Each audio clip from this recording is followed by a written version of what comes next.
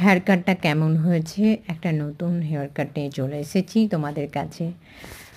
দেখো, তোমরা সবাই বলো খুব থিন হেয়ারে হেয়ার কাট হয় না, তো এই হেয়ারটাতে দেখো খুব থিন হেয়ার, তোমাদেরকে দেখাচ্ছি এরপরে কতটা থিন হেয়ারটা। দেখো ভলিউম হেয়ার কাটটা তোমাদের কেমন লাগছে একটু কমেন্ট করে জানিও। আর তোমরা যদি এমনি ভালো ভালো হেয়ার কাট করতে চাও তাহলে চলে এসো মনিকাস মেকওভার অ্যান্ড পার্লারে, যেটা আছে আসানসোল কোর্ট মোড়ে।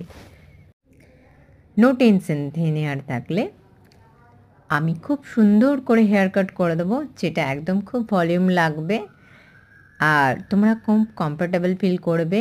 আর আমার এই ক্লায়েন্ট খুব ভয় পাচ্ছিল যে হেয়ার কাটটা মানে ফার্স্টে ভলিউম কাট করতেই চাইছিল না, জাস্ট ট্রিমিং করতে এসেছিল। তো এতটাই থিন হেয়ার, ও খুব অন্য জায়গায় কেটেছে, সবাই ওকে হবে না হেয়ার কাট, কোনো কাটই হবে না।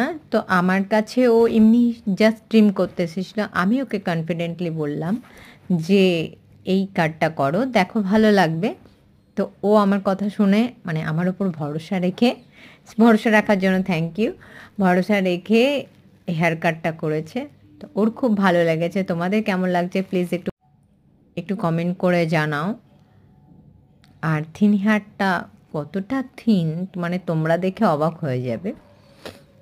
আমি হাতে করে দেখিয়েছি থিন হেয়ারটা কতটা থিন।